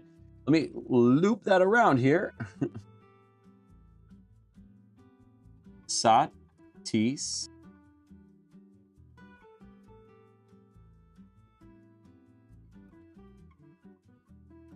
So that's a CE. So we had a CE, we have an EC, and then we got another CE. And again, we dropped that one as well. So satisfare is to satisfy. Satisfare is I will satisfy. Okay? So we've got hacer, decir, satisfacer. Okay? All right, so let me see here. Okay, so what have we talked about so far? So the future tense conjugations in Spanish is how we talk about what we will do, right? The future tense conjugations, they are going to add the ending to the infinitive instead of changing it, except in those 13 irregular cases. The ending that we add is always going to have the stress syllable immediately after the infinitive. So in most cases, we're going to add the accent mark to show that the accent is stressed. But in the case of nosotros, we do not need to do that because it's naturally stressed. So we just put hemos. There are 13, only 13 irregular verbs in the future tense. There are only 13 irregular verbs in the future tense plus their derivatives, grouped into 3 different rule sets. Put that right there. Okay. Grouped into 3 different rule sets. The first rule set is when we're going to drop the last vowel. So we've got saber, which is to know. Well, that's all right. We already talked about that. Saber, to know. Whoop. Saber, to know. Caber, to fit. Haber, which is to say, like, to have, what we have done, what we will have done in the case of the future tense. And then we've also got querer and poder. Right? Even though I had to look those ones up, but that's okay. Sometimes you just can't remember stuff in the moment. Even after years and years and years of learning the language, you know, when someone says, hey, think of those words in the moment, you just kind of... Now, we've also got where we replace the last vowel with a D. So we got tener, to have, salir, to go out, or to turn out, kind of like what we were talking about earlier. Valer, to be worth or to cost. Poner, to put. And then we've got venir, to come. And then we've got where we drop the C and the E from the ending. So we've got hacer, decir, and satisfacer. Hacer, to do or make. Decir, to say. And satisfacer. Okay? And something that's interesting too, and I actually just recently learned this, is there are some cases where the derivative verb of a verb which is irregular in the future tense is going to be able to include the original word in full instead of changing that word. So our original word, let me go ahead and pop back over to camera so we can get the full screen here. Our original word is decir, So in the future tense, let's say with, I don't know, ellos. Ellos. So decir in the future tense becomes dirán, right? Because we drop the C and the E. We drop that. And because it's ellos, we add the A with the accent over the top and the end. So dirán, okay? But the derivative verb, predecir,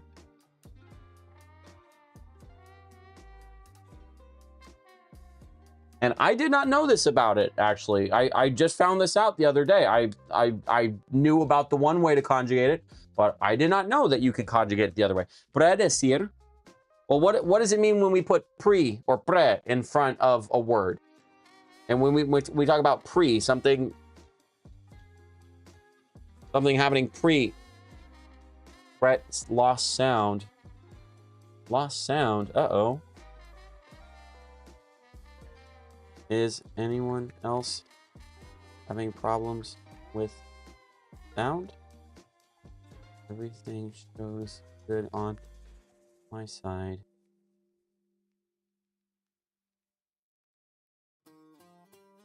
Is anyone having problems with sound right now besides BL760? Okay. Oh, and by the way, I'm really appreciate you guys being here. If you're having a good time and you haven't done it already, just go ahead and drop the like on this video. It really helps me, helps the algorithm, just helps my channel find new audiences, lets YouTube know that these videos are worth being seen. And yeah, really appreciate it. So predecir is to predict. Exactly. Thank you, Mavalina. Predict. Predecir is to predict, because we put pre in front.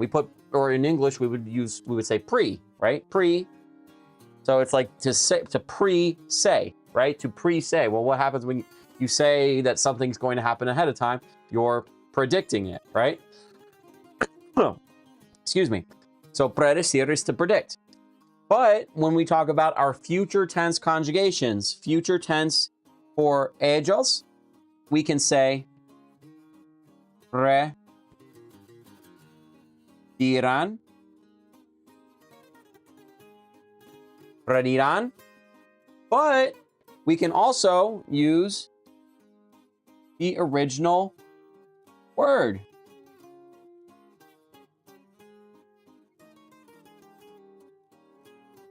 And that is correct.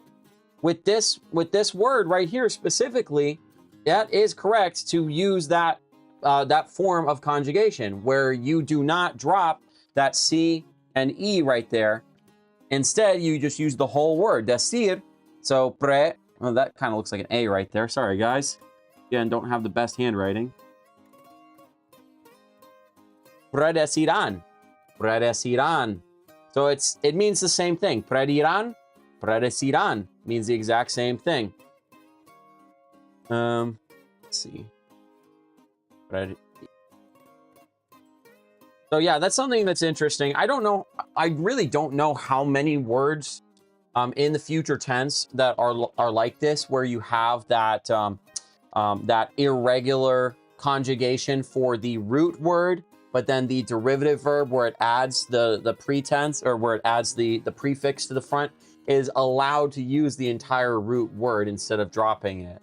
Again, it is correct to conjugate it exactly the same way as decir. And that's how I would generally do it, just because I already know how to conjugate decir, and predecir, in my eyes, is just a derivative of decir. But you can use it that way, but not in all cases. Most of the time with these irregular derivative verbs, like obtener, to obtain, we've got, what else? We've got deshacer, all these derivative verbs. Most of the time, you have to use the same exact conjugations as the original word. But every now and then, you do get unusual kind of little guys sticking out like that right there, where they have a little bit of different rules for themselves. And that's something that's just so interesting about language, is just that, hey, these guys over here say, no, that's wrong. We don't say it like that. And then these guys over here, they're like, no, those guys are wrong. This is exactly how we say it. So who's right in those scenarios? How do you decide who is correct when it comes to a language, right? Who's correct when it comes to English? Is it a trunk or is it a boot as far as the back compartment in a car? You know, who's right? Is it us or the Brits? I don't know. I think it sounds funny to say a boot, but that's what they say. So what have we talked about so far? We now know every single way to conjugate in the future tense. Okay? We know who's talking. We know what the endings are that we need to add. And we know the 13 verbs, and then their derivatives, the 13 verbs which are irregular in the future tense. Okay? But there's one more thing that I do want to share with you guys before we wrap up today. And again, if you guys have any questions at all, it doesn't have to do with this lesson, okay? But if you have any questions at all about anything when it comes to learning Spanish, I am here for you. Just fire away in the comments. I'll see your question and I will answer it. But we've been here for a little under 2 hours now, so we are getting ready to wrap up here before long. But the last thing that I do want to talk about before we get into closing up. So with our irregular verbs, our 13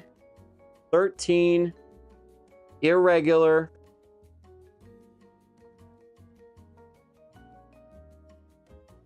verbs in the future tense. Our 13 irregular verbs in the future tense are the exact same irregular verbs in another tense in Spanish. There's another tense in Spanish where it works the same exact way as the future tense. It just adds different endings. Where the future tense, you take your infinitive and then you add, the E with the accent, you add the A with the accent, or hemos, or what have you. There's another tense which is just like that. Does anybody know what that is?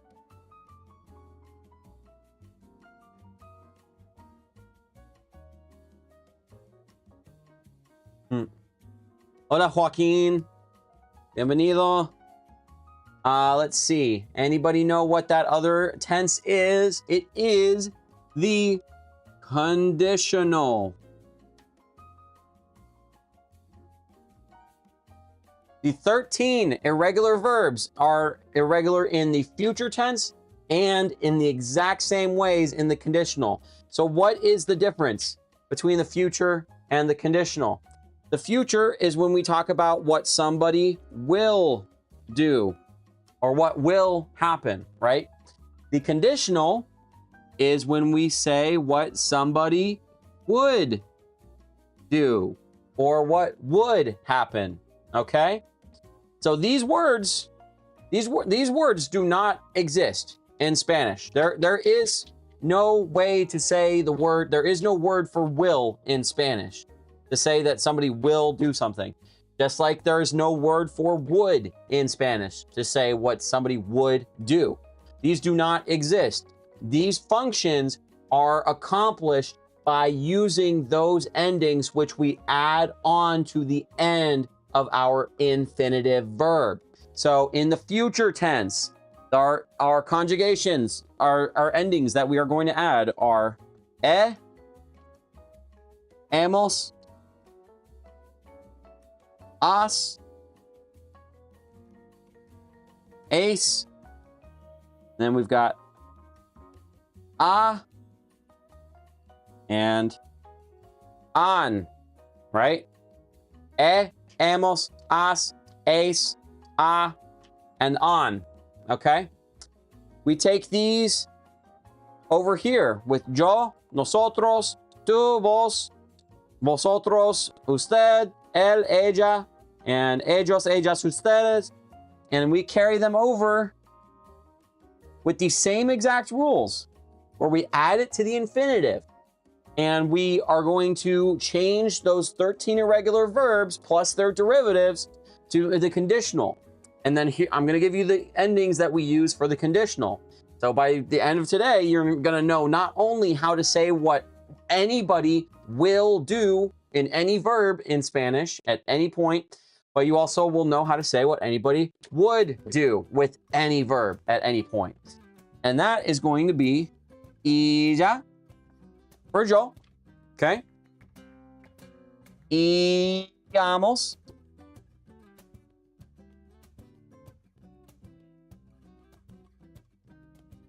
Ías. Íais. Ia. And Ian. So, what do we notice? Well, the same rules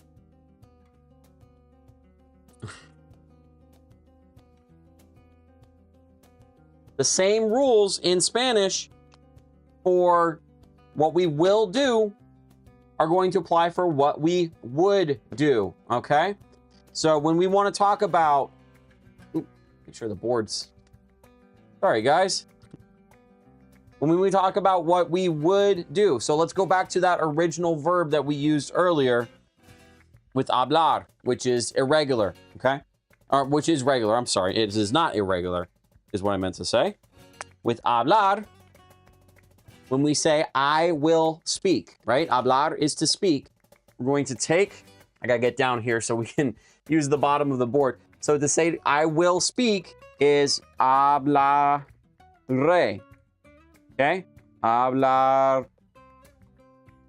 Hablaré is I will speak. Okay? To say I would speak,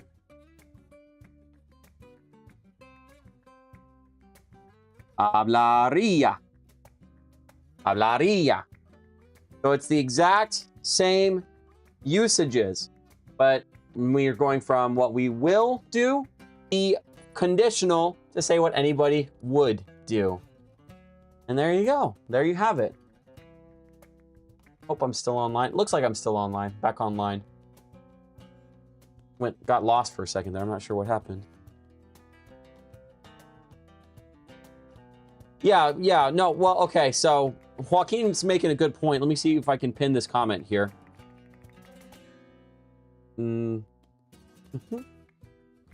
Okay. So what he had just mentioned, as far as what happened to the, I don't know why it's not showing as pinned. So Joaquin just mentioned about using the verb ir, okay? The verb ir, I'm just going to mention this real quick, and then we'll wrap up. The verb ir, which is conjugated as boy and vas and ba, and all of those conjugations, which you've seen, is when we say we're going to do something. When we say we're going to do this, we're going to do that. It is future tense. You're still talking about something that's going to happen in the future. You're talking about what's going to happen. And will is with this usage right here. It's the distinction between the two, that every single time that you would say going to or gonna in English, you're going to use ir, versus in Spanish, it's it's not a one-to-one exactly. Usually, in most cases, the ir conjugations for the future tense, that's going to be more, generally speaking, is going to be more for things in kind of like the immediate future, things that are coming up, that are pending, things that are, that they're fixing to happen.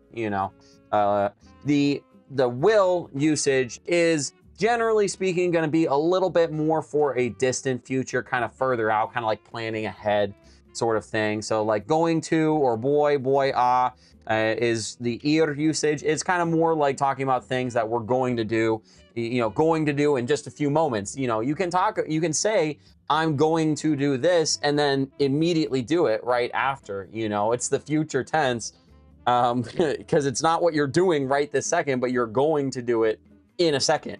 So that is a more immediate future, and you can totally use it for that. And yes, you can use that will usage as well, where you add to the end of the infinitive with your endings right here. You can use that for more immediate stuff. But if you do it that way, it's generally considered to be like more formal. It's kind of a more formal usage. So just keep that in mind. The ir usage right there is another great way of talking about what we're gonna do, what we are going to do in the future in Spanish. A word means so many things. Yeah, absolutely. Absolutely, 1000%. But all right, guys. So that is the end of what I had to share with y'all for today. Does anybody have any last minute comments, questions, anything like that before we go ahead and wrap up? I do want to plan on doing this again next month. I want to try to make this a monthly thing. So I'm thinking that, you know, the last Saturday of the month seems to be working out pretty well. So whatever the last Saturday of October is, as long as it's not like Halloween or something crazy like that. But we'll figure that out. Well, actually, let me check my calendar right now and see here. The last Saturday of October is 20. Well, you know what? People probably going to be doing, that's the 29th. It looks like. No, wait, hold on. September. Oh, the last Saturday is the 25th. And then it's the Saturday before Halloween. I don't know. I'm thinking maybe... Ah, man. I don't know. We'll figure something out. I don't... You know, it's Halloween season. I don't want to skip it, but if nobody's going to be able to do it with Halloween stuff going on, it may not make the most sense. Right now, I'm going to plan on doing it for Saturday, the 25th of October. But maybe we'll change that to a different day or different time or something, depending on what works best for everybody. Yeah, Halloween parties. Yeah, exactly. Earlier in the day. Yeah, maybe it'll be better. You know, I'll probably put some polls out. Oh, your birthday is going to be shortly after that. Okay, well, that'd be cool. Hang out a little bit before your birthday. That'd be nice. But yeah, and oh, thank you, Mavelina. Es un placer compartir lo que he aprendido. Amo este idioma, es tan bonito y sensible, muy fácil de aprender, de verdad. So yeah, let's plan on the 25th for right now. We'll see where we're at. Probably I'll put a poll out. If you guys aren't checking out my posts tab on the community, that I'll just say that real quick before we go. Definitely try to hit up my post tab fairly regularly. I do a daily quiz post where every single day there's a new quiz just to briefly test your knowledge of Spanish and help you grow your skills. But I also put out polls. I put out polls as far as like the times for when we do the live streams. I put out polls for my lessons. My next lesson that's coming out tonight is about lo, and that is because I put out a poll on that subject, and that's the one that received the most votes. You know, there were a few other things that got some votes, but lo was the winner. So lo and behold, that's what we're doing. And then, you know, also things about like, hey, what should the next immersion exercise be about? So I try to be really, really responsive with the community. You know, I respond to every single comment on any of my videos. So go check out my videos that I posted on my structured lessons, immersion exercises, anything that you've got to say, any questions you might have, I'm here for you. And, you know, let's just keep it going. Let's keep learning, keep it up just a little bit at a day, a little bit at a time. That's really all we can do, right? Is just a little bit at a time.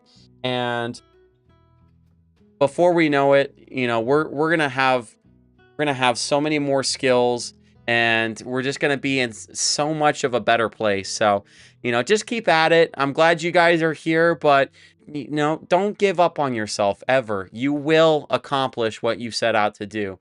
Just believe in yourself. Don't tell yourself, oh, I can't do this. I'm too busy, or I'm too this, or life is too that. No, no, no, no, no. You don't have to do it all at once, but just a little bit. Just make it part of your life. It doesn't have to be the biggest part of your life, but, you know, we're all here. We're having a good time. We're learning. And let's see. Any last questions before we go? Birthday's October. Oh, you'll be in Colombia? Okay. I'm going to be going to Colombia actually in January. I'm going to a friend's wedding in January. Be going to Cartagena. Where are you going, Mabelina?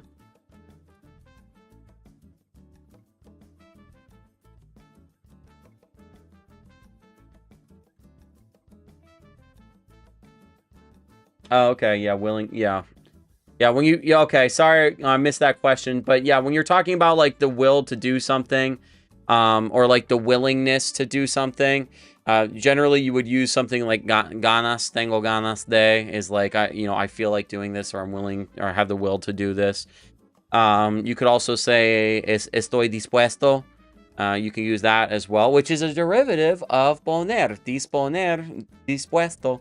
It's the same. It's the same exact conjugation. So, oh, you're going to Medellin. Oh, travel agency. Oh man, that'll be cool. Oh, oh yeah.